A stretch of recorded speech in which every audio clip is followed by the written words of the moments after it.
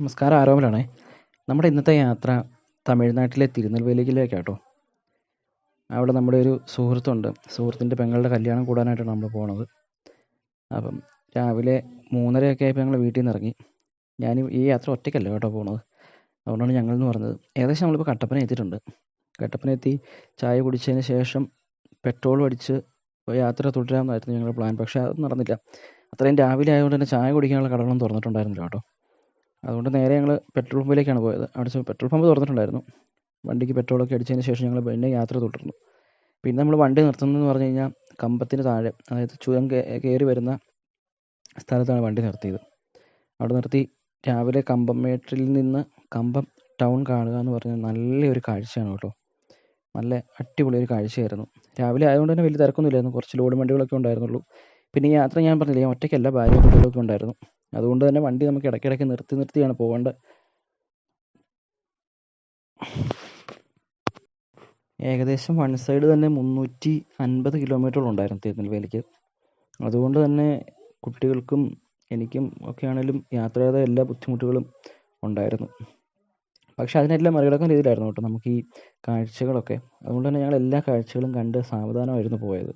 കല്യാണം ഏകദേശം 1 മണിക്കായിരുന്നു പറഞ്ഞിട്ടുണ്ടായിരുന്നത്. പക്ഷേ ഞങ്ങൾ ഏകദേശം ചെന്നപ്പം 3:30-4 മണിയോളം ആയിട്ടുണ്ടായിരുന്നു.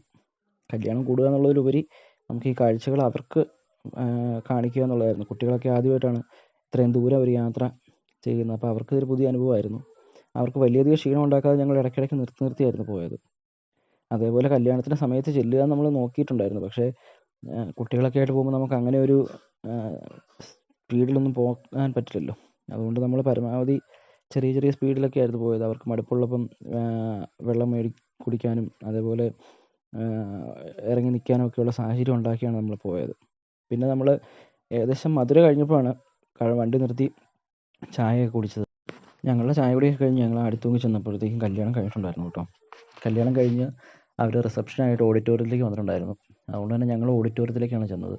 ഞങ്ങൾ ചെന്ന സമയത്തൊക്കെ അണ്ണന് നല്ല തിരക്കിലായിരുന്നു. എങ്കിലും ഞങ്ങളെ കണ്ടപ്പോൾ അണ്ണൻ ഇറങ്ങി വന്നു. ഞങ്ങളുടെ അടുത്ത് ഒത്തിരി നേരം സമയം ചിലവഴിച്ചതിന് ശേഷമാണ് പഴയ അണ്ണൻ്റെ തിരക്കിലേക്ക് വീണ്ടും പോയത്. അണ്ണൻ്റെ ഫാമിലിയെയും പരിചയപ്പെടാൻ പറ്റി. അതുപോലെ പെങ്ങളെയൊക്കെ കാണാൻ പറ്റി. വളരെ സന്തോഷമുള്ളൊരു ദിവസമായിരുന്നു കേട്ടോ. അണ്ണൻ്റെ കല്യാണം കൂടാൻ പറ്റുമെന്ന് ഞാൻ പ്രതീക്ഷിച്ചിരുന്നതല്ല. എന്തായാലും കൂടിയതിന് ഞങ്ങൾക്കും വളരെ സന്തോഷമായിരുന്നു. ഞങ്ങൾ മടുത്താണ് വന്നതെന്ന് അണ്ണന് മനസ്സിലായതുകൊണ്ടാണ് ഞങ്ങൾക്ക് റൂമും കാര്യങ്ങളൊക്കെ റെഡിയാക്കി തന്നു. കുളിക്കാനുള്ള അവസരമൊക്കെ അണ്ണൻ റെഡിയാക്കി വെച്ചിട്ടുണ്ടായിരുന്നു അവിടെ. അതൊക്കെ കഴിഞ്ഞതിന് ശേഷമാണ് പിന്നെ ഞങ്ങൾ നാട്ടിലേക്ക് തിരിച്ചു പോരുന്നതിനെക്കുറിച്ച് ആലോചിക്കുന്നത്. അണ്ണനോട് പറഞ്ഞു ഞങ്ങൾ പോവുകയാണെന്ന് തന്നെ. അണ്ണൻ ഇന്ന് അവിടെ നിൽക്കാൻ പറഞ്ഞാണ്. നമ്മൾ പോയാൽ നമുക്ക് അവിടെ നിൽക്കാൻ പറ്റില്ലായിരുന്നു. അതുകൊണ്ട് ഞങ്ങൾ തിരിച്ചു പോന്നു.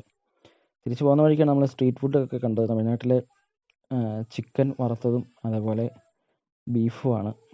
രണ്ടും വറുത്താണ്. നമ്മൾ പറയുന്ന ക്വാണ്ടിറ്റിയിൽ അവർ വറുത്ത് തരും. അങ്ങനെ അതും വാങ്ങിച്ച് കഴിച്ച് ഞങ്ങൾ നേരെ തിരിച്ച് നാട്ടിലേക്കാണല്ലോ.